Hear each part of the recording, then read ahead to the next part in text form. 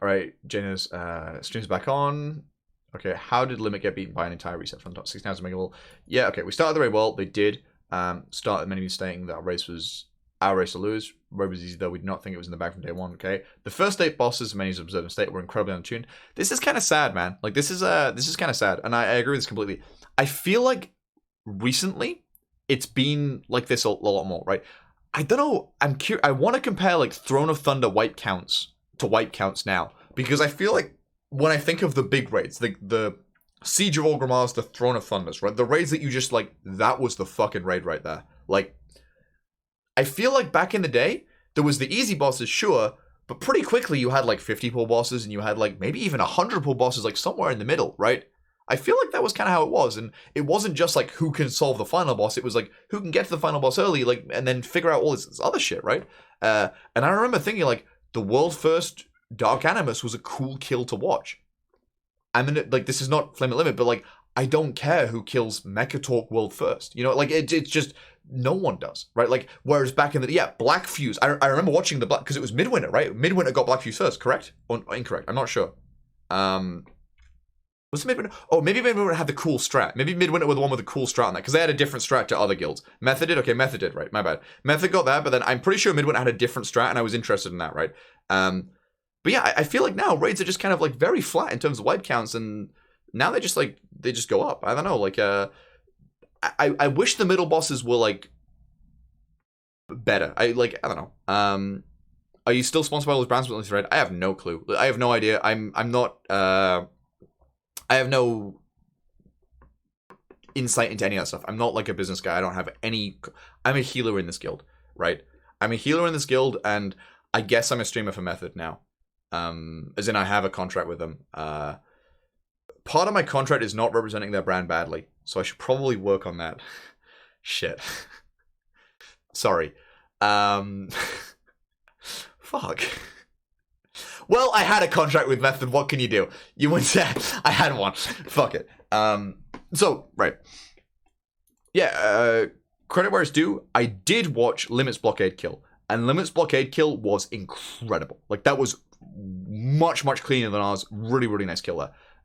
Big Dumb Guild's Rascal strat was perfect. Outstanding. Should be copied by all. We had the first kill on the boss. Simply attributed to just play well. Yeah, like, this is, it's sad, right? And I think the sentiment here is, like, somewhat sadness. In the sense that you can... These mid-bosses could be something where you could excel at, right? Like, if these mid-bosses were hard, right? They could be a thing where, like, oh, we had this really cool strat on this boss, and the other guys can't emulate it, right? They can't bring 12 mages to this boss, and we thought of this, and we now have one like 2 days ahead, and that's a huge advantage. Like, it would be cool to see the middle bosses matter a little bit more than they do, but tuning is difficult, I guess. Who gives a fuck about Rascal? That's what I'm saying. You're saying who gives a fuck about Rascal when Jaina was the boss. I'm saying it shouldn't be, and Limit is saying the same thing. It shouldn't be. Instead of having a deep understanding of the Dreadbreaking spawns, aka balls, we sent all melee down to Death Realm and had our fantastic Rescue Mave. I like Mave a lot. Solo heal it. This is definitely not as reproducible as sending range. They can just plant and handily push boss one without even need to move to Big Dumb Guild's more thoughtful strategy. Yeah, to clarify, not that this is a relevant thing at all, but Big Dumb Guild strat with the... We had a, like, Scribe had a similar idea, and I never understood what he meant, because Scribe always described it as, we'll build a wall and we'll make a prison for the people downstairs. And I think Big Dumb Guild's positioning was better than ours would have been. Like, their positioning was perfect. Like, but Scribe was always like, we'll build a wall with them and they'll be safe. And I didn't even understand the fight fully enough, because I was always thinking when he said that, I was like, but why does that help? I didn't get why that would be a relevant thing. And then in the morning we woke up and we saw their video and I was like, okay, this is sick. This makes a lot of sense, right? Okay. Suddenly on Blockade, when we did secure the first kill, we took 80 attempts. Yeah, I think a lot of those attempts were because the boss was bugged, and I think they've uploaded videos of it being bugged. And it must be said that since guilds are now killing the boss in 5-10 attempts for the first time, I'm not sure it'd be the same if they'd come up with their own strategy. Yeah, this is... What I will say is, like, high-end guilds streaming and uploading videos fast enough. My high-end guilds, I mean, like, top 5. So even, like, wildcard and stuff like streaming and so on, those early bosses and uploading videos very quickly...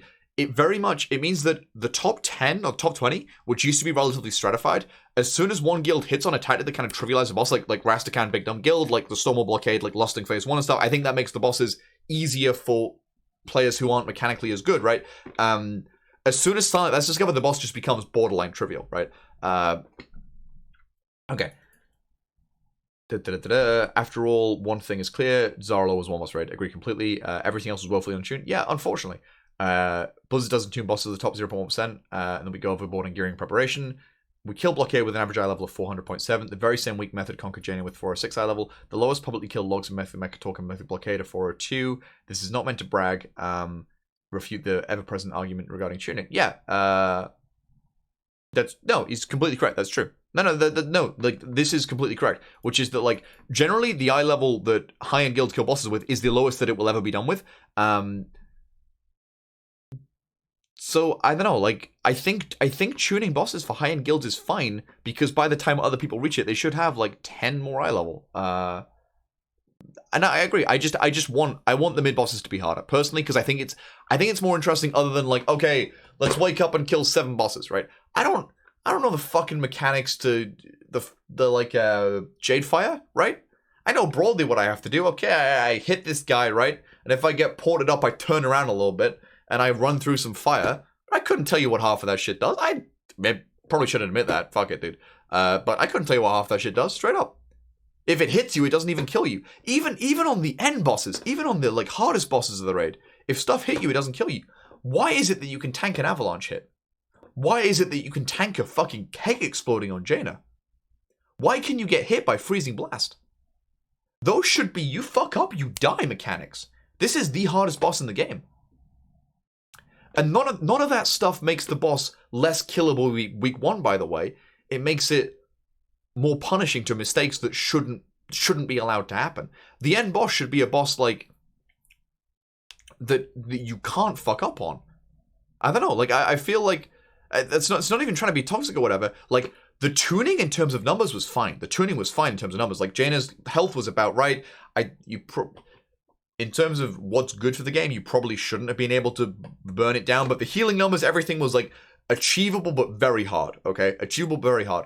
But, like, mechanics wise, why can I sit in a freezing blast? Why can I let a barrel explode? Why can I get hit by avalanche? Why can all 3 happen within the space of 10 seconds and I can still survive?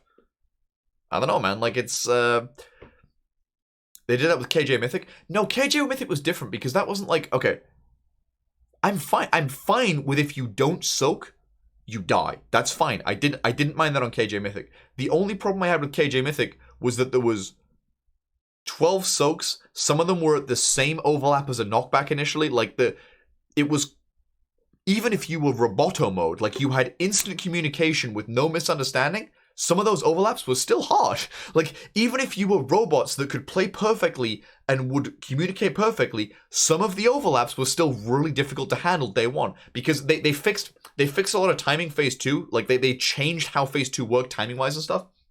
But there was one where, you guys know, the knockback, initially, they nerfed it by 5% as well, would just knock you off the platform unless you were right next to it. And there was one soak 2 seconds before a knockback. So you had to communicate within your raid, i.e., this thing spawns, it hits in 10 seconds, and the soak spawn, which hit in 10 seconds as well. And within 10 seconds, you need to go from the middle to the people who have the most ability to, like, mages, blink and walks, teleport and stuff, to go to the furthest ones, while the classes that don't, like priest, go to the closest ones. Like, the level of communication required for that within a 5 to 8 second window is crazy. Like, crazy. So, I definitely think some stuff should be more punishing. And I agree with this sentiment completely. We should not be able to kill the second and third last bosses as sloppy as we did with an average eye level equaling heroic gear. These bosses have typically required good execution and so-called perfect pulls. Every boss aside from Jaina is extremely forgiving and has low health. Agree. And it's sad, and I wish it wasn't like that. And even on Jaina, like you say, let a barrel through, get hit by avalanche, get hit by freezing blast. That stuff should be at least 90%, if not one shot. Maybe you can tank it with a cooldown. I think that's the sort of thing that, like, you have to make a play, right? This is gonna kill me if I'm not fully topped, and if I'm anything other than fully topped, I have to use a big cooldown to survive, otherwise I'm just gone. Like, it shouldn't be like, oh, 40% of my health crats. Fun over punishing, 2 miss soak Garrus is boring. Yeah, but I'm not saying they need to put more soak mechanics in the game. I'm saying the mechanics they do put in need to completely be, like, they need to be more impactful. Yeah, you can get hit by Buster Shot and survive. Like, there's a lot of stuff that you can get hit by. Okay, so We were excited to kill Blockade before Method had gone past Method. They fucking owned us there. The earlier bosses, they completely owned us. We were confident riding high and started working Jaina. Initially, Jaina barely hurt the tanks and also moved so sporadically to be dead wrong. Yeah, her movement was weird initially. Not moving at all when the tanks were standing out of range for 6 seconds, or moving randomly across the boat on the pull. Both these were fixed on Thursday and Friday, respectively. We found out later her tank damage was actually not working properly and was bugged, and a fix was made that aspect much harder. Initially, we thought it was bugged on the bug. Yeah, because I remember seeing Max post on Twitter about like how they'd made her like her dick bigger, basically. Which that was quite funny. And yeah, I think it was just her damage wasn't like ramping. Like, she put stacks on you, and I don't think it was increasing like it should have. I'm unsure of exactly. I don't know exactly what was happening, but something wasn't working properly. There, so it was bugged. Okay, I'm curious. Okay, we mostly worked on getting the first intermission clean. We tried many strategies, but eventually landed on having our prop pal and skies to push on left and right sides, interrupt as many images as they could, and then purposely get frozen solid in front of Jaina. Ice blocks to block further graceful shots. Oh, so they okay. So the prop paladins run alone. Sky steps they don't like. Yeah, okay. So the prop paladins run with the group, I guess. And then this Sky step, they interrupt like 2 images each, which removes a lot of the orbs to start with, right?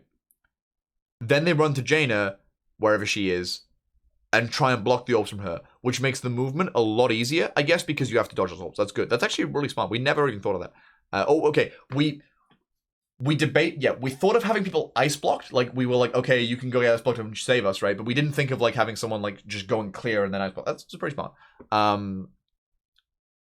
Most valuable thing of this day is finding Moonkins could detect the position of the boss images. Yeah, hunters can do the same thing with the track humanoids, whatever it is. Like we had the same thing. Okay. Allowed us to call a fast and slow side. The boss position around it, we did not rely on left and right side, rather made it dynamic, sending the fastest classes on the side that have more images each time. I see. Okay, so they had like 2 groups. So we had a left and a right side. The reason we did this, I'll explain the difference in tactics here. The reason we had a left and a right side is because it is the same each time. So there are like 4 places or 5 places Jaina can spawn in, and wherever Jaina spawns, it's going to be a static thing. The images will always spawn the orbs in the exact same way, and Jaina will always spawn orbs from her in the exact same way, right? Which means that basically, if she spawns at the back, you could walk through in the same pattern. You could completely script your walking, right? No, that makes sense. I'm saying that there is no RNG outside of where she spawns. If she spawns in a place, the orbs will move past you at the exact same times. The images will spawn the same orbs. My point is, if you ran a route when she spawned at back left, you could run the exact same route with no changes and never get hit because it is a safe route. Route, whatever the fuck.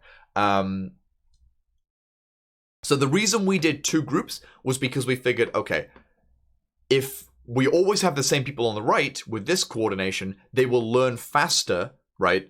That is the way they move. And like I said, we had a leader in each group, so we had Viklam the leader, and he memorized that shit insta, and then we followed him for a few pulls, and then after a while you start to know where he's going to move, and then you get even better at it. So we deliberately made it consistent because we wanted people to like get it internalized faster. They went for a fast and a slow side, which probably, I would guess, it definitely does, leads to average faster clears, as in the sense that like, so we took like 35-40 seconds that phase times. I guess they would be like a few seconds quicker, probably a little bit, like quite a bit quicker, because the side that takes longer, the one with 3 images on or whatever, or even 4 images on sometimes, they just blast through, while the other side just kind of AFKs a little bit. Whereas sometimes we had like, because both sides took about the same time, if one side was like 4 and 1, you could end up AFKing for a long time there. So that's actually a really smart optimization. I think it's like anything with strategy wise, there's always a trade-off, right? There's always a trade-off, as in like this, I guess people get slightly less consistency, as in like this way, if you're on the fast side, there are, she could spawn here. So I guess in that case you go together. I'm not sure. My point is, I think there's slightly more combinations of places you can go like this than just assigning a left and right side. Which one is better? It's not better.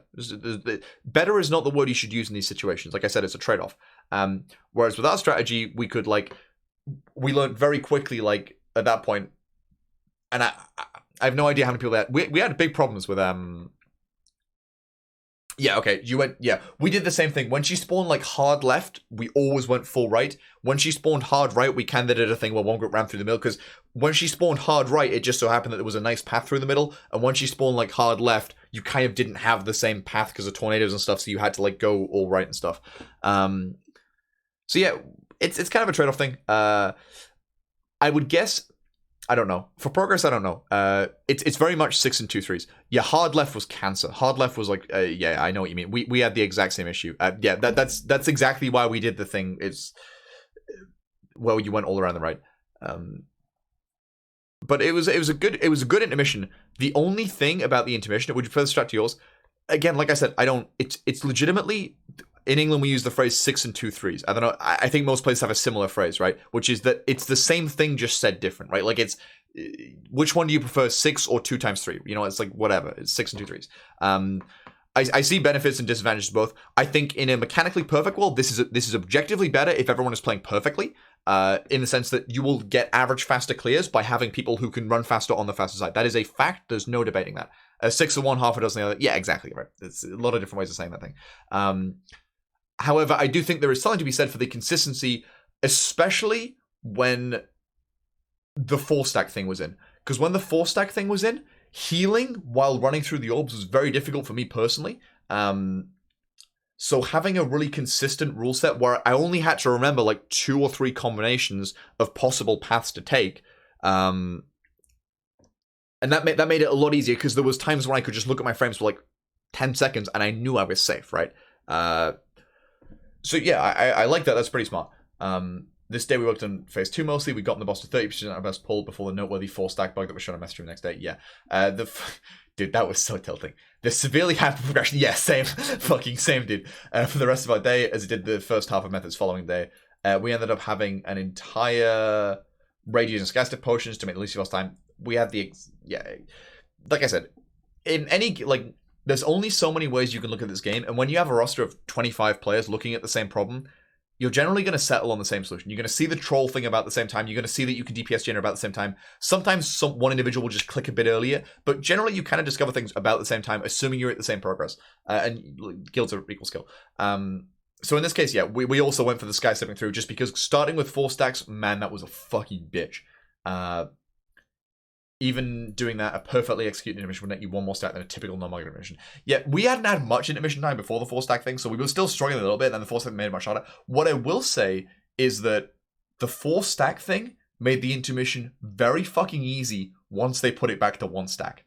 Once they fixed it, like, all of a sudden that intermission was just like, dude, we're chilling. Hey, it's, you know, like, because you get used to healing it with 4 stacks, and, like, you got to really focus. And the 4-stack thing, by the way, made disc really that was the point where I went holy, because playing disc then was, if that intermission dragged on a little bit, your team was gone. Like, your team was full gone, or you had to, like, Zelia, like, the shamans had to pump harder earlier in the fight. Thanks to the sub, Ogilol, and Zika Farrell and stuff. Okay.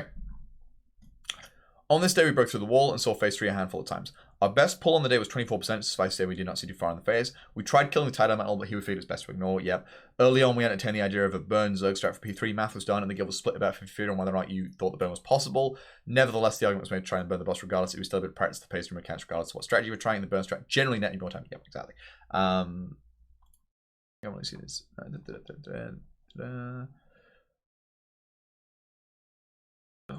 Yeah, I mean, it's very consistent, actually, more consistent than we are. We wiped in P1 a lot in these pulls, like, generally.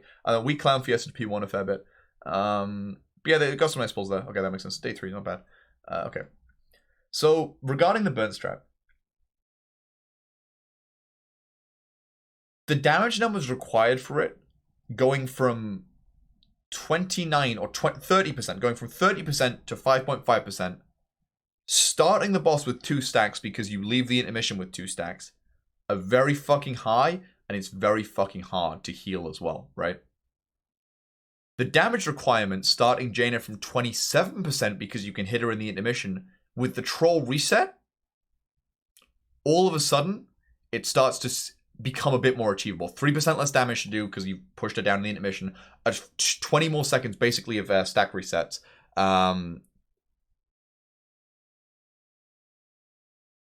So initially, the burn seemed extremely difficult. And I agree with that statement completely. The burn seemed borderline impossible. And I think Chris Potter, one of our healers, said it best, right? Because we were sitting there talking about this fight a lot.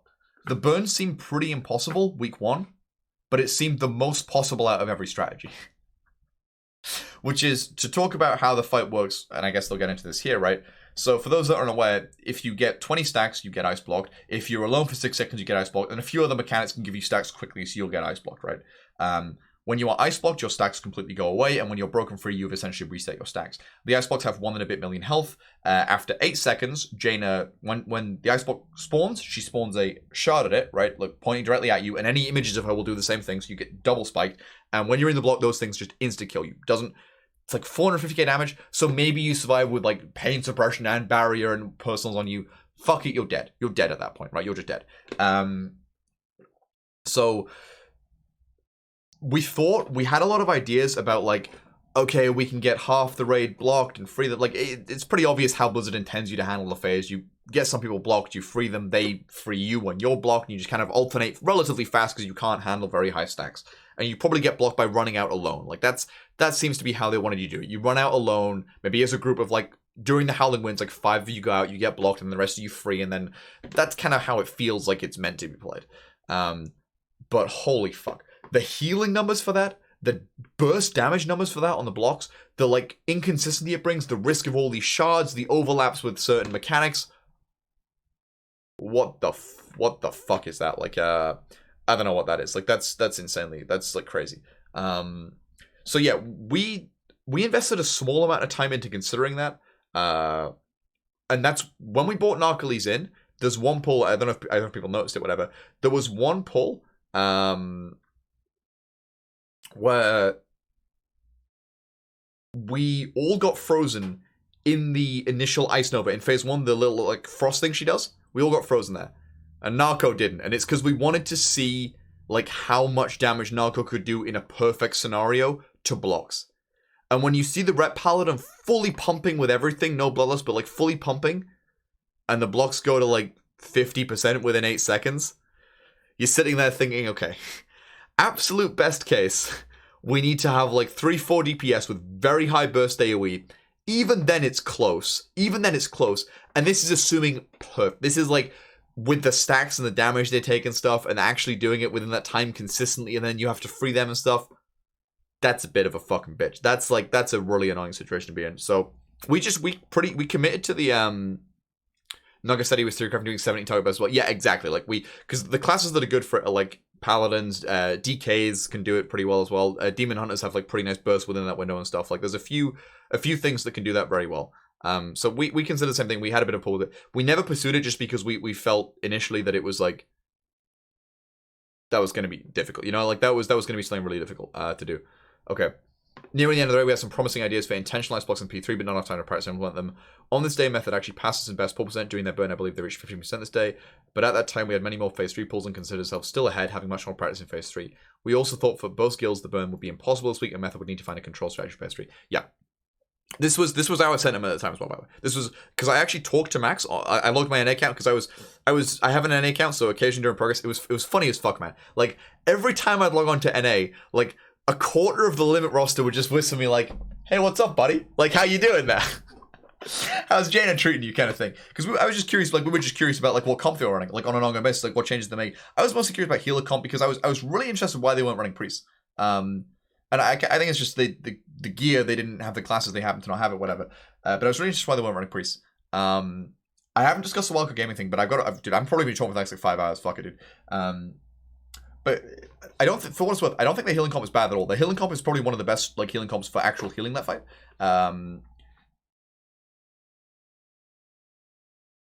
Max said you talked shit to him at one point. He did not want to reply as he did not know if you're trolling or not. On my US account, or I sincerely don't think I did. Though I don't remember. Discord, he said.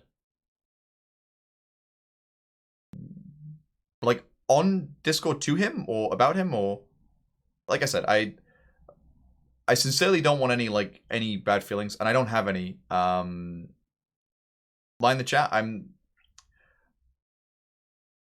know. Like I'm gonna wait a few days. Hopefully, reach out and sort things out. I don't want to hash things out on stream. Whatever. Maybe it's irreparable. I have no idea. We'll see. I'm sorry. I feel bad about that for what it's worth, sincerely.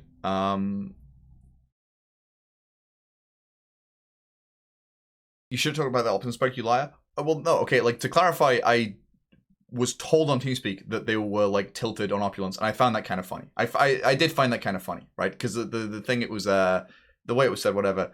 I don't know if that was actually true. Like I asked the guy on TeamSpeak at the start of the stream. On the start of the stream, I asked the guy specifically, and he said that one of the casters had told him that was friends with Limit, right? Like that's so I think that's pretty reasonable, like, to assume that that's true at that point.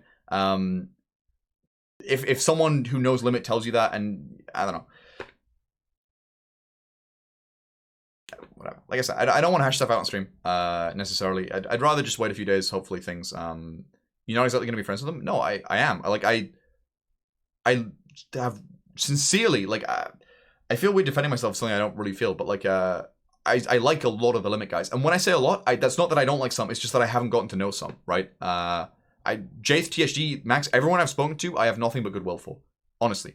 At the same time, them being good at the game and them like trying to compete with us drives me a lot. And like I said, this tier, if you guys know, compare that to Uldia, right? Like Uldia, I was sitting in chat every single fucking day. I was talking shit with you guys. Like I was just memeing. In the breaks, I was full memeing. As soon as we were like done for the day, I was just like, hey boys, what's up? It's fucking Josh. Here's my rap album. You fucking idiot, right? This time, breaks, I was in spreadsheets. I'd unmute for a little bit, right? I was like, hey, how are you? Fight's good. Let's go. Mute again, right? That's it. Because like this tier was a lot harder to win. So that's like, I don't know, they pushed me a lot harder this time.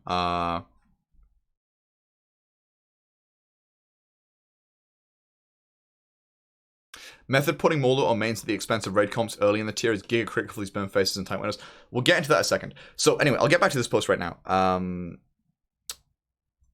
We started working on alternative strategies involving killing the men alter rotations of intentional ice blocks. Near the end of the raid, we had some promising ideas for intentional ice blocks in P3. Not enough time to practice to implement them. On the same method. Okay, I've already read this. Yeah. And that's their polls. We thought we thought that the burn strategy was relatively trivial. To week 2. Week 2, it was relatively trivial. But week 1. I don't know. Week 1, it was like pretty fucking hard. So at this point, we were like, while the entire thing was going on, like, we were discussing other possible strategies the whole time. And we had a lot of ideas and stuff. And one of the main ideas we had was, we didn't think there was any strategy that involved breaking ice blocks with the icicles spawning at them, right? There were some strategies where you can spawn ice blocks before, like in the intermission, you can deliberately get frozen in the intermission before you interrupt Jaina, so she will not spawn an ice shard at you, right? And then maybe you break them out later, so that like helps you a little bit. There's some other strategies where you can potentially juke an ice lance, right? So you can, what you can do is, if you take a gateway or you have a lot of movement speed, the exact second you get frozen, you will be faster than the ice lance looks at you, right? So potentially we could have like run out just before we got frozen. In the gateway, it spawns, points at you, and then we have more than 8 seconds to break. We talked about that one a lot. It works. It works, by the way. We didn't make it very obvious we were doing it. But that's very hard. That's like, compared to burn, that's what I said. Like, everything seemed very hard. The burn strategy seemed the least impossible of all the impossible things, right? So, day 5. This day we tried to get creative in phase 3. The most promising strategy we thought was to intentionally outspot a group of 5 melee. We thought we could break out the entire rest of the raid by themselves. Yep, this is true. This involved Windwalker, 2 DKs, 2 Demon. That was very good. Thanks for it. We practiced the 8-second break in phase 1 and 2. Felt that it would work. Yeah, with 5 you can do it. It's still tight. It's still tight. And like, even in phase 1 with like all CEs, it's still like, it's a lot of damage to do in that window. I mean, think about it, right? 15 people blocked, okay? So we'll say 13 people blocked, right? And these have 1.1 million health. So that's like 40 million damage to do in 8 seconds for 5 people, okay? So 8 seconds for 5 people, 40 million damage. You can do the math yourself. It's a lot. It's a lot of damage to do in that window, even with very high burst AoE. So it's very hard to do. During the Arcane Barrage and Blizzard, yep, and then kicking Jaina the instant they got frozen solid. This avoided them being hit by the barrage, and avoided the lance spawning on them. All the while we had Lust Up and Burn the Tidal Elemental. The timing was such that it worked and lined up correctly. Jaina would ice block instantly, then exit her block to start phase 3 with 5 melee having reset the stacks, and the Tidal Elemental plus its 2 spawns from its death being killed. The follow-up to this strategy was to get the rest of the raid intentionally blocked on the first Icefall phase. Oh, we never thought of that. Yeah, because one of the big discussions was, how do you get a large part of the raid blocked, all stacked up, without it fucking you, right? Like, because you can run out as a group of like between 2 and 6, depending on where you are in the phase, and get blocked as a group, right? And then you can actually... Blocked players don't count as players near you, so you can kind of do it one by one. You can have 3 people run out and get blocked, and then another 3 on top of them and get blocked again. You can do that. You're removing players from the fight quite early to do that, and that's like a... I don't know, it's a bit annoying. So there's a lot of things you can do there, but actually getting most of the raid block, and we never thought of actually deliberately having people stand in the icefall, because that's a good, if you raid CD, if you like barrier or something, or like use defenses there, you can survive the icefall and get blocked, and once you're in the block, the damage stops. Basically, you only have the block damage, which is relatively low. It's pretty smart, although again, actually doing that and breaking people out with all the lances and stuff is so fucking hard. Did they ever do it? I'm curious. We never did a phase 3 clean enough to see the strategy. Is it required precise Blizzard Storm timing? Made other things go perfect. Yeah, that was exactly our impression as well, was just that this is the sort of thing that maybe if you're robots, you can pull off, but for humans, with the RNG on the fight and the different spawns and stuff that can happen and the amount of ways you can get fucked, it's like so hard. So, alright. Okay. By the end of the night, we started experimenting with ice blocking the boss twice to skip 2 hours of frost in a row. This probably came back to bite us later. The way the boss worked initially with block is mechanics she would have done within the block, she would skip, right? So if you blocked her and she was going to cast a Glacial Ray or Frozen Orb is the main one, right? She wouldn't do it. She would just kind of move on, and afterwards she'd come out and she'd do the thing she would do after, right? The way it works now is everything she's going to do during that block is push back. I don't know why specifically Blizzard changed this. I don't know if this was a targeted change. I don't know if they just didn't realize it well like this and they saw people doing it. And I guess removing 2 Orbs of Frost completely is kind of a bit much, but at the same time, removing the Tide Elemental completely is a bit much as well. Although maybe it's not removed because you still have to deal with the mechanics. I don't know. I have no insight into why or how Blizzard fixes things. And I kind of wish they were a little bit more transparent about it. Because I don't think any guild wants hotfixes to be preferential to one guild. But at the same time, sometimes... Put it this way. Jaina would be a lot better fight if you could not burn it. Period. Jaina would be a much better fight if you couldn't burn it. Done. And I think everyone can agree on that. If you had to play the fight, it would be better. With the damage that it does right now and the health it has right now and stuff, it's so hard that it's just better to burn. Always. With proper tuning, much like you guys remember, what boss was it? Fuck, there was one boss they did last time where they didn't like the strat, so they nerfed the health. Oh, Star Auger. They didn't like the burn strat on Star Auger or whatever, so they like nerfed the health of things. I can't remember what they did, but they've changed. Elisan, they didn't like people with 2 healing, so they buff the damage but remove the health. They can change Jaina in some ways that the overall difficulty is the same, but it forces you to play the fight. And maybe with very high gear you can burn it. I'd be fine with that, but at this level of gear, I don't think being able to burn it is okay. Whatever.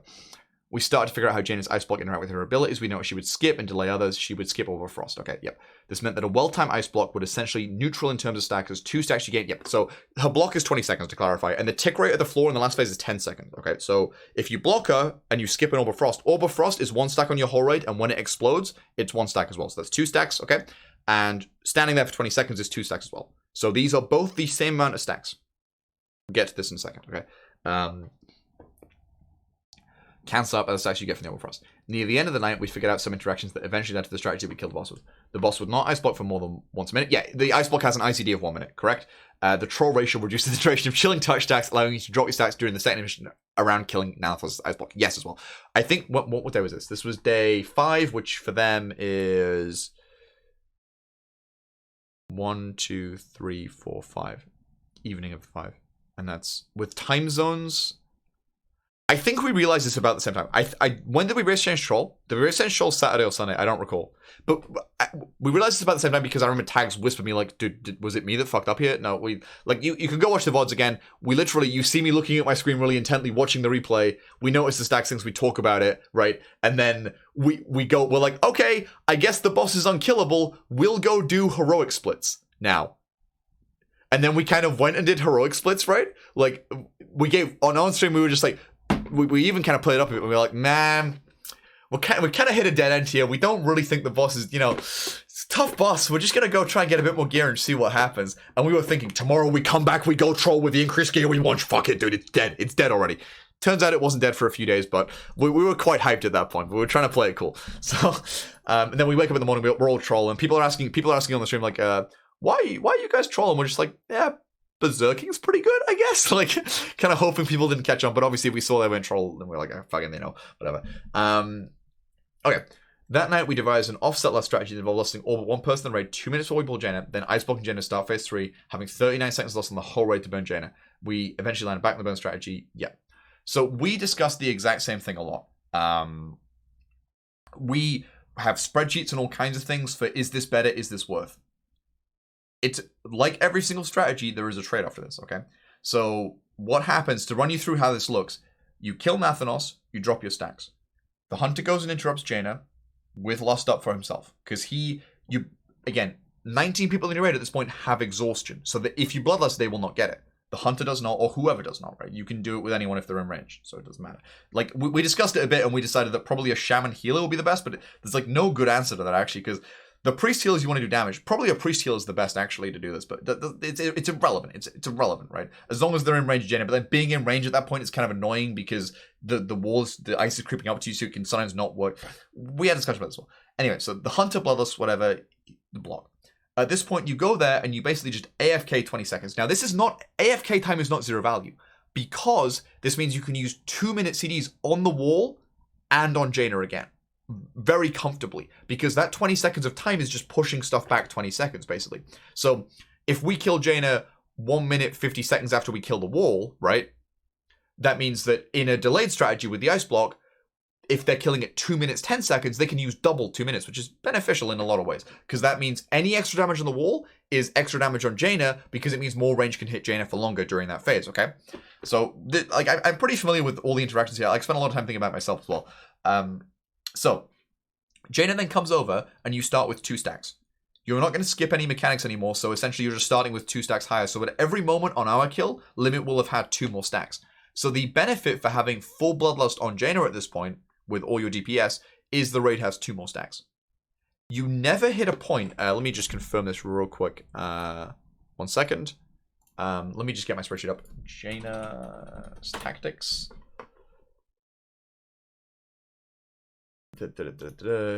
Healers. Yes, you never hit a point where it is the stacks alone that cause you to get blocked. Okay, the point where you get blocked is when the second ice orb explodes. So that's like the hard cap. Okay, even with 2 extra stacks, you're never gonna get blocked just to the stacks. It's always gonna be the ice orb exploding plus stress. The difference is those 2 extra stacks. Every extra stack, by the way, is 40,000 HPS requirement. So the entire last phase, they're rated at any given point, needed to do 80,000 more HPS than us, constantly.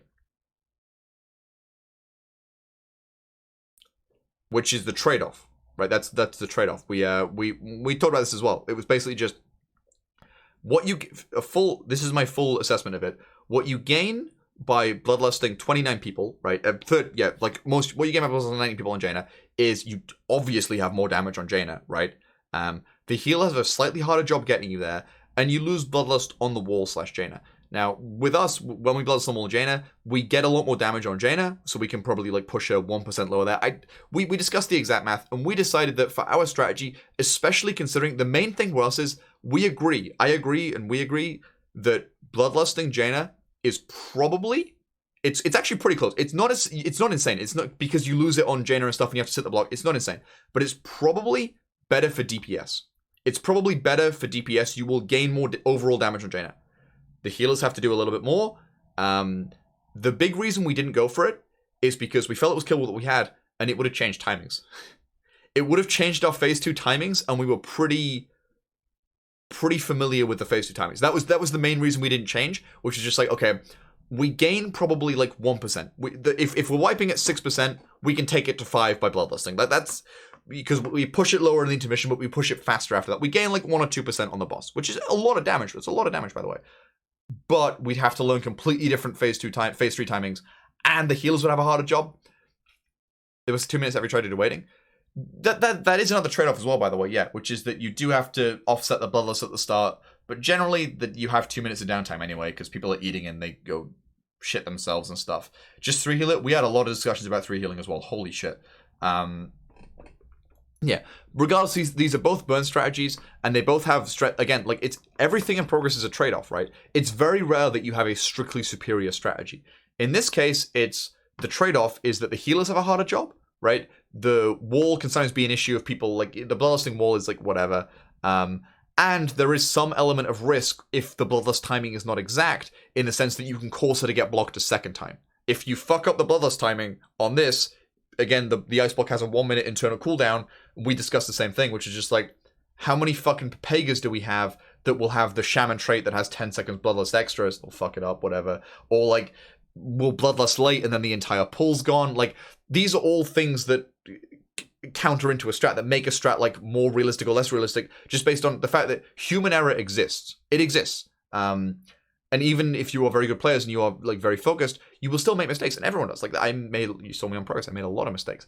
This is completely normal, and you take that into account, right? There is no point going for a strategy that is 10 times harder mechanically if the success rate of it is, like, not worth it, you know? Even if it nets you a slightly better success of, like, of killing the boss, it's not worth it, because you're just going to waste so many pulls to just people fucking up, right? And there's also a trade-off, like, sometimes there's been bosses where we thought we had a better strat, but we'd done 200 pulls with one strat, and we realized, like, oh, we can position differently. But it's kind of like, okay, what we're doing now, it's killable with. Do we want to change? Like, is the goal? The question is always, will we kill the boss faster by changing or not changing? And in some cases, even if changing is strictly superior, you still won't kill the boss faster because you have more experience with the thing you've been doing. So it was kind of like this in Jaina. We discussed the Bloodlust thing a lot. Yeah, Argus Phase 2 chains was the exact same thing. Where we killed ourselves on Argus was probably not the strictly optimal thing for overall damage and healing. It was probably slightly harder to make DPS and healing checks. However, when we were progressing through Argus, we were like, oh, this part's hard, we'll kill ourselves here. And by the point we were actually, like, wiping at 3%, 4%, right?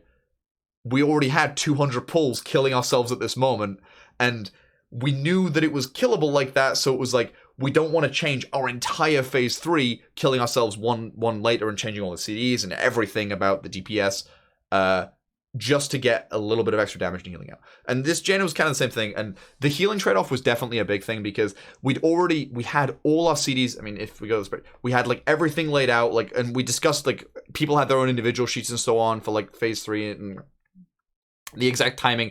We had it all laid out exactly, blah, blah, blah, blah, right? There's the push percentages. This is the number of seconds you have. Like, you can get into it all, right? So we have a lot of stuff there. We didn't want to have to redo all of that just for the extra Bloodlust thing. When we, like I said, I think it's small. Okay.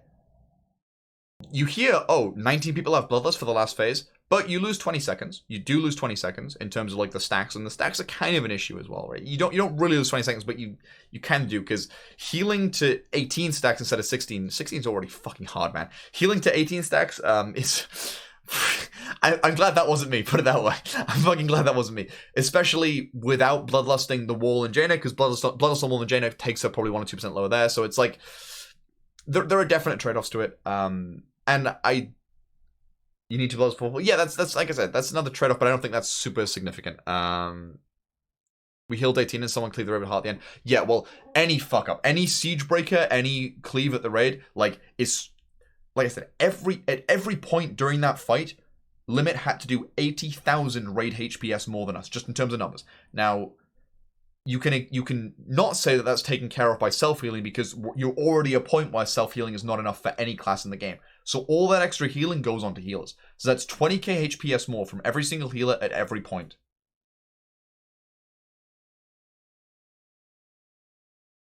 That's a lot of numbers. Just stack leech? I kind of did. So anyway, let me carry on with this. This was our last arc. The troll ratio discovery, we're actually very confident. We felt the same thing. When we discovered the troll ratio, no way that math is accurate. What math? What exactly? The dot ticks for 2,400, right? Yeah, the dot ticks for 2,400 per person, correct? We'll assume with versatility and their own stings, it's about 2,000. That's the number I was using. I said, okay, about 20% of that, 10% of that, whatever the fuck, is going to be taken away just with versatility and stuff. So actual damage, I'll say 2,000, right? 2,000 damage per second per person. It's on 20 people. That's 40,000 damage per person per second. 2 stacks extra the entire phase? 80,000.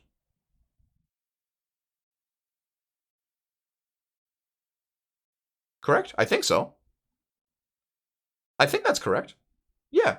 I'm pretty, like, is anyone who actually done the math? Like, I think that's, yeah, I think they have to do 80,000 extra HPS the entire way through. I believe so. No, not because 80,000 raid HPS, and then, like I said, it's 20k individually. Like, that's what ends up going to the healers, right? It takes every single second. Okay. All right. Entire raid apart from Paladins, even has, yeah, raid change to troll, they can't be troll. We entered the raid with a strategy where we showed work if execute correctly. At this time, we started raid method at 10% pull with their burn. It looked like they had plenty of room to improve on that. Thought it wouldn't be enough for them ever. Yeah, one thing about the burn strat is I'm curious what other people in my guild think and other people outside my guild think. I don't feel like we ever struggle with damage or healing. Every single wipe we had was always to an int. Like, always to the Siegebreaker didn't move out the fucking raid, or we got Digger Cleaved with Heart of Frost, or more than likely, we got Icicled, or Tank Cleaved, or we didn't soak, or something went really wrong, right? The first pull we got with a very clean phase 3, and even then, we didn't have, melee couldn't hit it for a few seconds. I just feel like our damage was very good last phase, which is in part down to our comp. We had a very nice comp for it, even though initially, when we were early on in the fight, we didn't think our comp was that good. We were kind of, especially as healers, we were like, man, did we fuck up? Me and Potter and stuff talked a lot about the double priest thing before the tier, and Zerbs is like the guy that championed it as well. Like, Zerbs healing officer, insane player. It was birthday yesterday. Happy birthday, Zerbs. Really nice guy. But we were sitting there like, did we fuck up on the double priest thing? Because we've generally done pretty well with calling healer comps and stuff and like understanding the healer comps and stuff. But man, we were like, because we kind of, me and him thought like, I feel like last phase is going to be a hard burn. The DPS is always super valuable. It's generally capable of healing anything, right? Like, maybe we'll try double priest. And we thought shaman monk was what we were going to run, but we ended up running double shaman because double shaman was I'll admit when I'm wrong. Double Shaman, I did not see it being that strong. Shaman really impressed me this tier. Crazy strong. And we were sitting there like, were we wrong about this fucking tier? Are we sandbagging by being double priest tier? And I felt like that for a long time. Until we hit phase 3 and until we started during the burn. And then I was sitting there thinking, double priest, dude, I'm the fucking boy. Like, this is it. So the difference, like the double disc, to clarify, last phase combined, I bring up the logs, I don't know. I think we were doing about 20 to 24k DPS last phase alone. Which is significant. I mean, that's like, but with both of us together, like all healers together, we're doing about that, right? That's insanely significant. Like on a fight that tight, that's really significant. So I honestly, I don't feel we struggle with damage. And I'm not going to be like, oh, the Disc Priest call was, like, our DPS played insane. Our DPS are very, very good. And we had a good, pretty much everyone in our comp was either execute for the boss or, which is really important as well, cleave, because the wall Jaina damage was really significant. Cleave dot, like the Shadow Priest, for example, being able to dot the wall, dot Jaina, and refresh the dots on Jaina when we go kill Nanathos. That amount of damage there is insane. Like, even if they don't have good, which they do have good execute as well. Shadow Priest by far MVPs of that fight. That's really significant. Same with Boomkins. Boomkins can dot the wall, dot Jaina, refresh dots on Jaina, and blast into Jaina. And they have good CDs as well. So I feel like our comp generally was like very strong for that fight on the basis that pretty much every single player in that raid was good last phase. There was no class there that was really like, kind of sandbagging. Like, we bought Narcoles in, and sure enough, Narco at the end with the Pops Crusade, whatever the fuck, I don't know what he does. But you look at Narco's damage last phase, and it's just like flat, flat, flat, flat. And the last 10%, he's just like, everyone's dying, he's popped his Cs. The graph is just ridiculous. It's so stupid. Mod Gingy, is Gingy not modded? Okay, sorry. Mod Gingy TV. There we go. Done. Mod THT lock. Okay, anyone else, dude? Lock is the boy. Alright, so, there you go. It's done. Alright, improved to 8%. When we got into phase 3, it was clear the Blizzard changed Jaina again in a minute, so she didn't skip Frost up. Yeah, her spell queuing changed a little bit. All her abilities now delayed instead of some being skipped. Yeah. This hurt our strategy, but it would still be possible. We had numerous pulls that got as low as 10%, and these pulls we definitely had the damage and healer pulls to kill the boss in time. Each pull we got to a mechanic in phase 3. It was apparent at this time that Method definitely passed impression as a phase 3 was much more clean than ours, and that we had more phase 3 reps. The fact that hurt us most was we did not work on the mechanics in phase 3 to make it consistent due to this is. And this is why sometimes you will see, because it's really easy to suggest in Twitch chat that we change strategy. And sometimes, like I said, we will stick with a strategy that is theoretically inferior on the basis that we have practiced it more. This is a really common thing, which is there is always a trade-off. And like I said, we settled on burn fairly quickly and we stuck with burn just because the ice block thing, we were like, okay. It was like this. The logic was like this. By the time we were hitting phase 3 and actually relatively consistently getting there and being a human being in that phase and like having viable pulls or whatever, we had 2.5 days left, right? Like 2.5, 3 days left of the lockout. I'll get to that in a second. It was kind of like, do we think we can strategize a P3 strategy regarding breaking blocks and playing blocks, right? Get the comp for it, get the classes for it, practice enough, execute it well enough to get it down within 2 days? We did not think that. Do we think if we go all in on burn, we can get a pull where we pull it off? Maybe. And that was why we stuck with that relatively early on and just stuck with it. Because we were like, we were just very much like the only way this dies this week, and we knew as well if it went to reset, Limit probably takes it, right? We knew that they were always around the same point as us, if not a little bit ahead early on. Like definitely early on they were a little bit ahead, and around the end they were around the same point. And if it goes to reset, they get the gear earlier. They have the days, whatever. They just win. They win. We knew that. We even there's quotes of me saying before the tier, the only way we win this thing is if we kill it week 1. And I believe like if we kill it, if it's a hard boss and we kill it end of week 1, which is exactly what happened.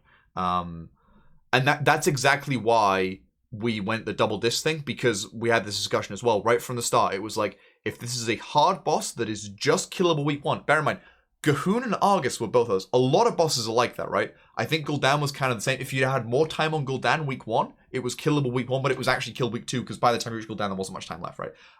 A huge amount of bosses are very, like, Blizzard tuning in terms of numbers is very good, right? They are just killable week 1 with a very good comp. And that's why we went all in on double disc right from the start, which is just like, on those bosses that are hard as fuck week 1, having an extra DPS, you can't overvalue it. And disc generally, it's the same reason. You see me do it a lot. I did it on Gahoon, I did it this fight, I do it all the time. Early on progress, I play Holy. And I just go Holy and I play Holy. Because Holy's easy, and it has 2 buttons you can press that just do big numbers. So if, oh shit, I'm all of a sudden at high stacks, Salvation, him, right? Like, you've got a lot of things you can press to save people, and to GS is pretty good as well, to save the raid, right? So early on, when we're focused more on seeing more of the fight and just getting through the fight, I always go Holy, right? And then once we start to hit the point where, like, we're not held back necessarily by mechanics, we're starting to be held back by numbers, then I tend to go disc again, because I feel like, especially with 200 pulls of experience in the fight, very playable. Okay. Never made it cleanly past the Siege Breaker. Every time we successfully suicide the Siege Breaker, if you suicide them, they don't die. The damage isn't done. We died as a mistake. We went 2 hours later than normal raid time this night. Eventually, admit defeat as our pulls start getting worse. People get tired. It's such a horrible feeling, and we felt like this on the Monday as well, which was just like, you know your guild can kill it right then. You know you can. You know on a good pull, you have the numbers, you have the players. You're not held back at that point by any maths. You're not held back by any lack of understanding.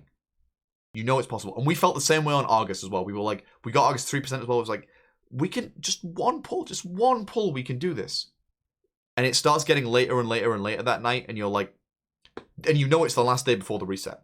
And you're just like, just please. And then you start to get the phase 1 deaths. And then the phase 2 deaths and the intermission blocks, and you can feel the raid just dripping off, because the reality is, if you've been playing 12, 14 hours a day for 7 days straight, and you're up that day for 17 hours because you're pushing it a bit longer than normal, and you're tired, even if you're excited because it's killable, you start to make mistakes. And I've been in that position before, and it fucking sucks. It sucks so much. So, yeah. Then you go...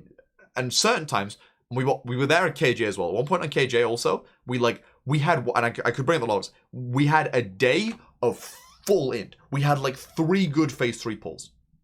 And the next day we woke up and killed it in 2 pulls. Just because we had a good night's sleep, we properly rested, we woke up and we just like...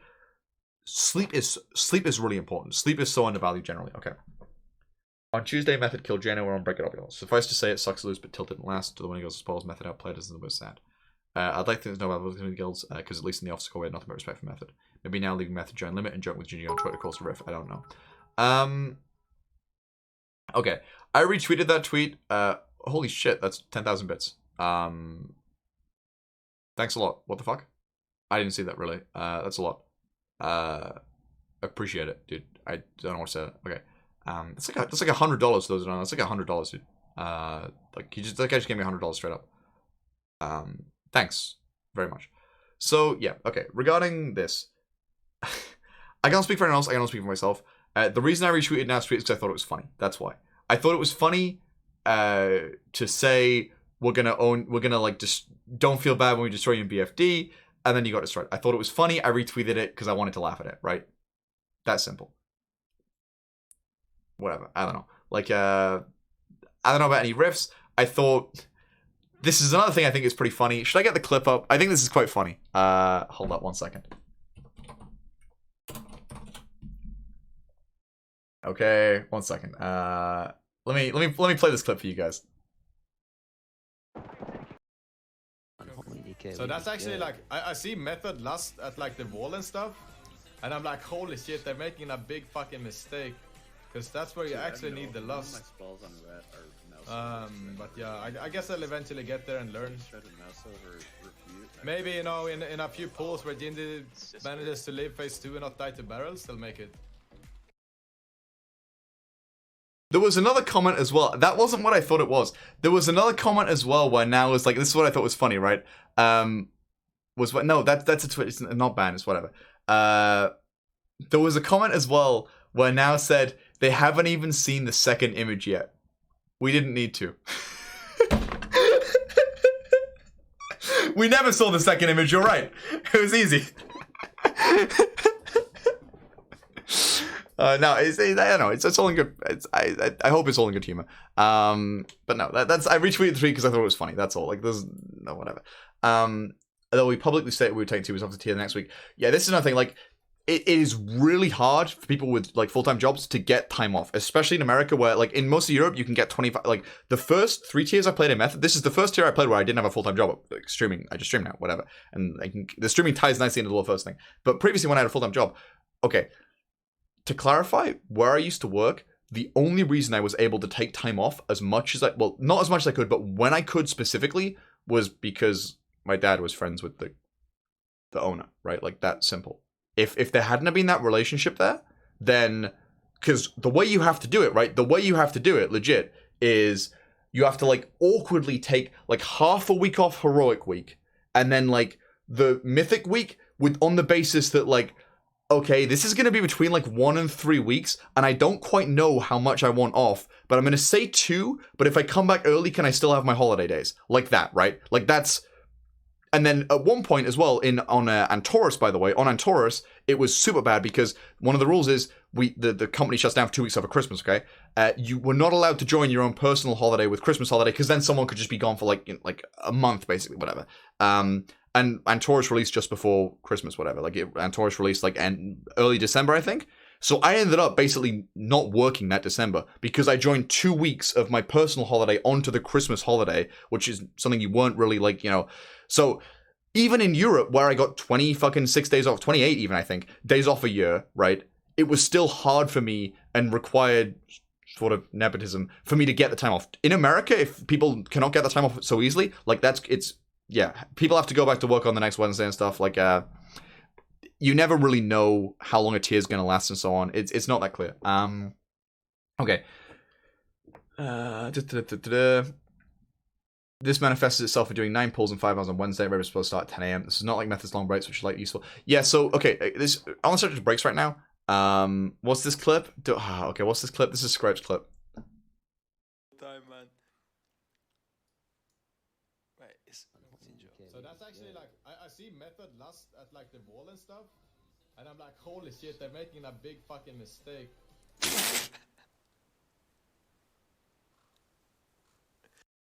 He just laughed. Okay, that's it. He just laughed. Okay. Scribe has... I've never heard Scribe, like, dude, if you haven't seen this video, by the way, legit, like, Scribe is the raid leader for Method. When did we kill it? Is this... Which, I don't know. Which is the post-raid stream? Is it this one? I think it's this one. Yeah, it's this one. Okay. When did we kill the boss? Tack, tack, tack, tack, tack. Yeah. Go watch this VOD. If you want entertainment on Twitch, go watch this fucking VOD, okay? For the next, like, 4 hours, this is worth its weight in gold. Any coaching you buy, this is better. It's actually, yeah, like, it's entertaining. He comes into his own in it. Like, he offers amazing insight, and he flames every single fucking raider in this guild, dude. I don't really believe in it. I got quite depressed after the hotfix. I was like, why are they hotfixing it on Monday? You know, after we have our tactic, we could have played a different tactic with killing the elemental maybe. We didn't practice this, and I don't know what Limit is doing, right? Maybe Limit is already practicing killing the... That was a big concern, which is Limit's comp lent itself very well to clearing ice blocks and stuff, right? And ours wasn't so good for that. So we were, especially... the talents that some of the Limit boys were logging out with really made us think that they were clearing the ice blocks, and they were committed to that. Like, they were committed to just playing that last phase clean all the time. And if the thing was real, the elemental thing stayed or whatever, we would have been way behind on clearing out. We hadn't even tried it once P3, okay? So we would have been way behind. So when that happened, we were a little bit like, fuck me, dude. Like, what do we do here? Like, what's going on here? Okay, so... all right. Yeah, so in terms of our breaks or whatever, whenever people are like, oh, lol, 45-minute break, the discussions and stuff that were going on the break, we were talking timings, we were talking about a lot of things. Like, there was a lot that went on in those breaks that was very useful. What's this? Yeah, that is Narcles at the Red Bull Gaming Sphere with his 2 cans of Red Bull with the Paladin in Limit's armory on his second screen. Because we do. And... you kind of want to know a little bit.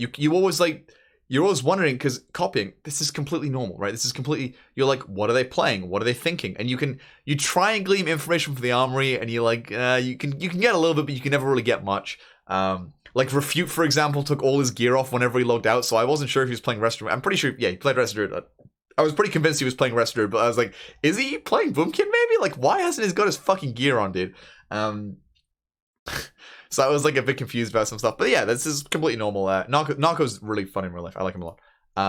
So, no matter how hard we get me for coming second place, third place, second place, we still have a lot of fun this tier. There's no way any guild has a better environment and community as us, so our spirit's still high.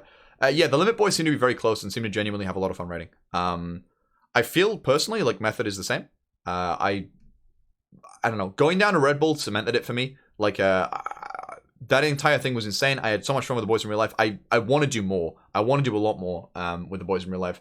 And I definitely think, like, for all the jokes about prison and all the, like, kind of memes with each other and the, you know, like, awful things and, like, your dog shit, whatever, I think bullshit aside, a lot of people in this guild have a lot of love for each other and would do... I mean, put it this way. I go down there, the guy gives me the shirt off his fucking back. Like, Trey gives me... literally, this is his fucking hoodie. He gave me, like, an anime shirt to wear as well. Like, you know, you go out... Narco hooked me up with Ubers and stuff. Like, I went down there with no wallet, no anything. They sorted every... like... I feel like the guild has a lot of love for each other. And I feel like both of the guilds do with it internally as well. I can agree with that. Limit seems to have a great environment. When I met the people I met from Limit in real life, they were all super friendly to me. They were super friendly with each other as well. Legitman's never done drama flaming. It goes on our raids. I'd say differently for us. There is sometimes drama and flaming that goes on our raids. I'm not gonna put otherwise. We definitely do have some drama and flaming. But I think at the end of the day, we're all still boys. I don't know if that's better or worse or just different. I think it's to some extent it's an EU thing, right? Like, I definitely think as much as like hiding behind banter is a bit of a meme, whatever. I definitely think like there, like within EU, there's a little bit more kind of like, you know, boys will be boys. Yeah, you know what? No, you know what I mean. Like a little bit more sort of kind of memeing with each other. Well, not memeing, but you know, like kind of to outsiders because I'm super hostile. Like I will like. I love them if I feel the same way. Method outplayed and outprepared us. We will keep working to get better. On our pulse from Monday, we were 402 eye level. Method killed Jaina the first week with 406. They were really 402 on Monday? Why were you so low?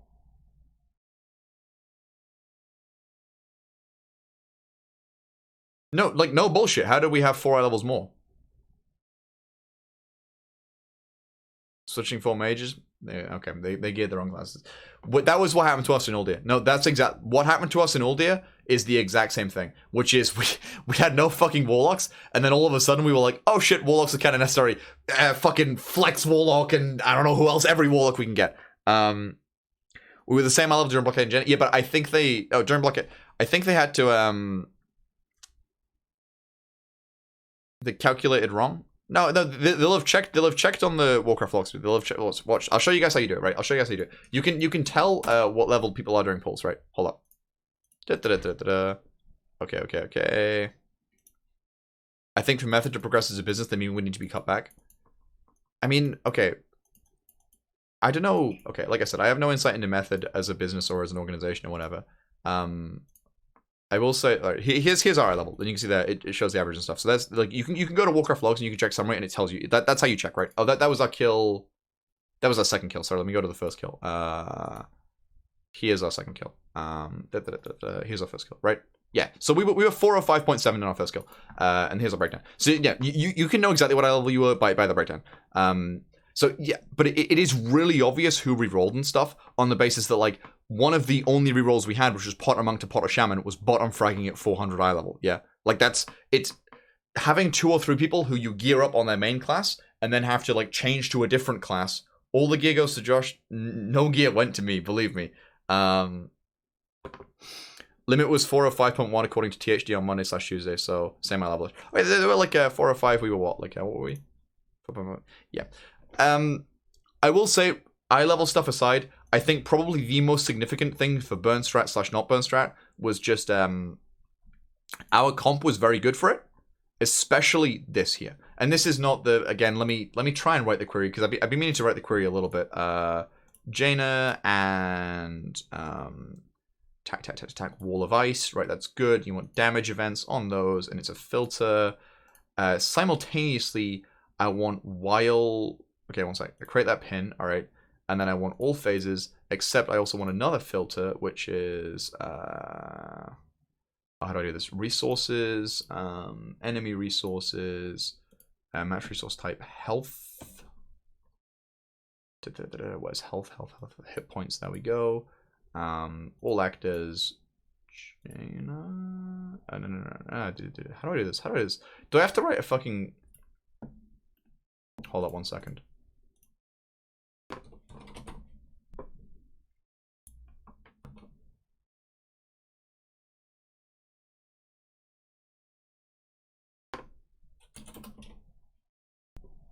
Does that work? No. How do I construct a query like this? I've dealt with this a little bit before. There's the pins. I want the expression editor. Okay, there we go. Yeah, that is a valuable thing. How do I construct this?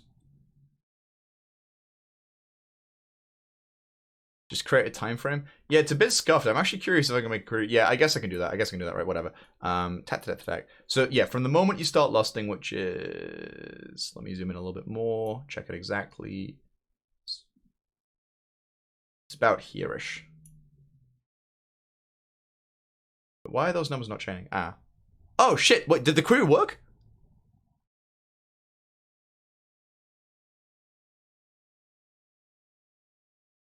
Yeah, so this shouldn't have. Oh my god, I'm scuffing this so hard. I'm scuffing this so fucking hard, dude. What the fuck am I doing? Yeah, okay, that's fine. Lady Jaina in the Wall of Ice, and then we just zoom in here, like below the, on the lust, right? So it's the exact moment the wall spawned. It's kind of scuffed, right? But that looks about right to me. Okay, and then it's just damage done just by source. There.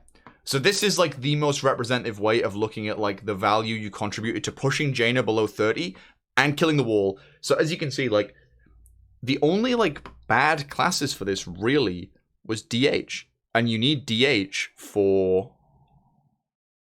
Yeah, that's it. Like, I mean, look at the multi-cleave is crazy, right? The warlocks are really good. You have some execute classes here which kind of pump on Jaina, even if they're not like doing it right then. So yeah, like. I think our comp was excellent. Like, I think our comp was really good. And initially, I didn't think our comp was like super. Well, okay. The thing is, Ilya, look right here. Ilya's damage drops off heavily because he gets the Ilya's damage gets the he drops off because he has to go sacrifice himself for the Siegebreaker. So that's the only class that's not insane is the DH, and again the DH need for the magic damage, so it is insane. Like, and Scribe, like, I legit think our comp was fucking sick. Like, okay, maybe we could have had like another Shadow Priest, but what do you drop for it? Like, you can't drop this, you can't drop that. Like, the Warrior is like actually decent. It brings rallying as well, right? The Mage, I don't know, like, Scribe's Radiant, you can't drop that. Like, the Hunters are both doing their own jobs. Like, what do you drop for a Shadow Priest? Right? The Paladin? I mean, the Paladin has its own value. Okay, maybe the Paladin's the weakest link in the whole thing, sure, overall. Like, maybe.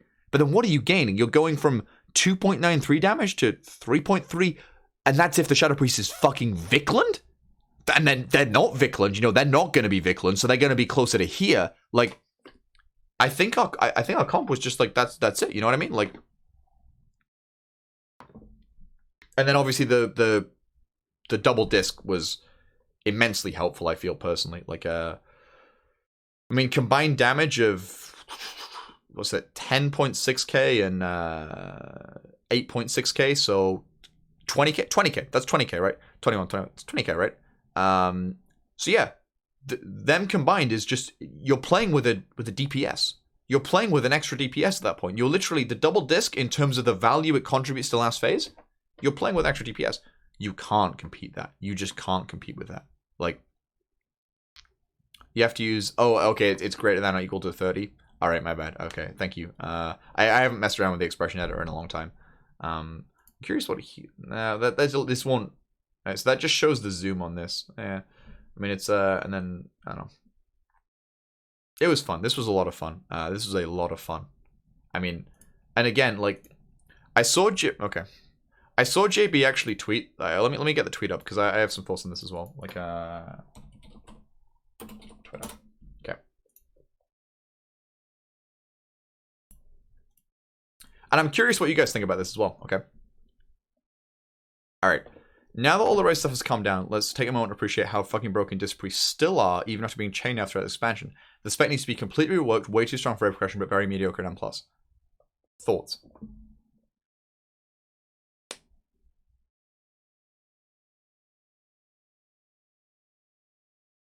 True.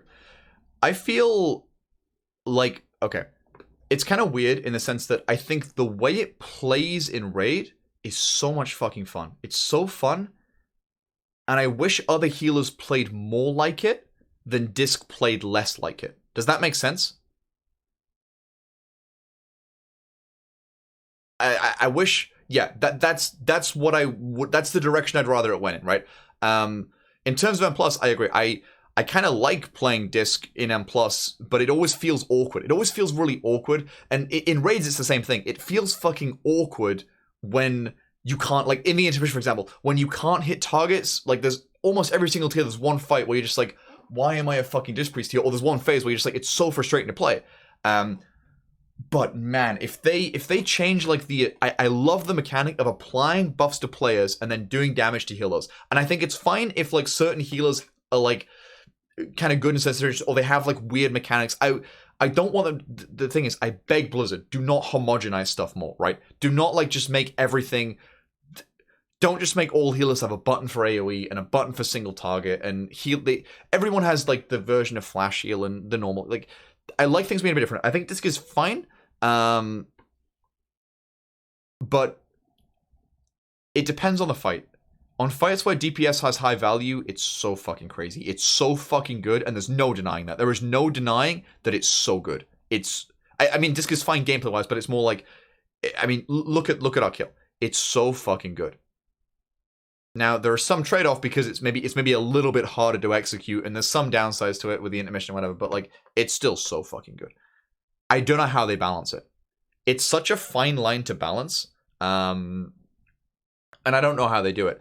I think the only way they can go about approaching it properly is basically just to have a talent that just completely changes how Atonement works in Raids and M+. Like, in M+, you have the higher transfer rate. Like maybe, okay, you can never apply more than 4 atonements, but your atonements transfer 50% more, and then like, and then they tone down the damage numbers a little bit, right? Maybe. I don't know. Like it's there's a lot of solutions, and I'm not a game designer, so I don't know them. I wouldn't say they're completely broken in PvE. They're very strong in PvE, but the reality is, on Mythic Jaina so far, 4 Resto Shamans have been used and only 2 Disc Priests. Like that.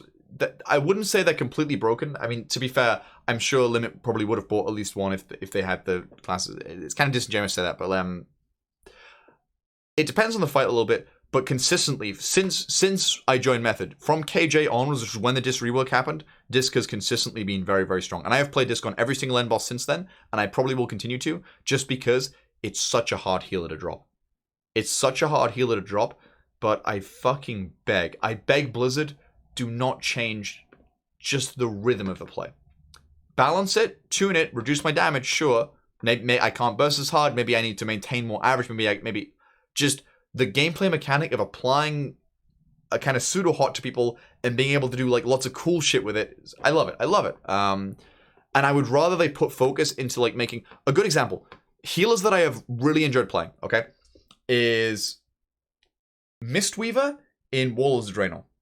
And that had such a similar mechanic to the other stuff, right? Like Mistweaver and Warlords of Draenor was kind of like Disc is now, in the sense that like you could go into a crane stance and do damage, but you had to really weave it in, and the skill cap was so high, and you could play like some other crazy shit. It was really enjoyable.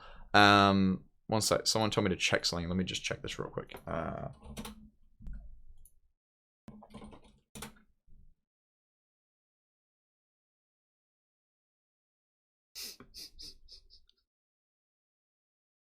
Okay. You guys notice anything funny about this list?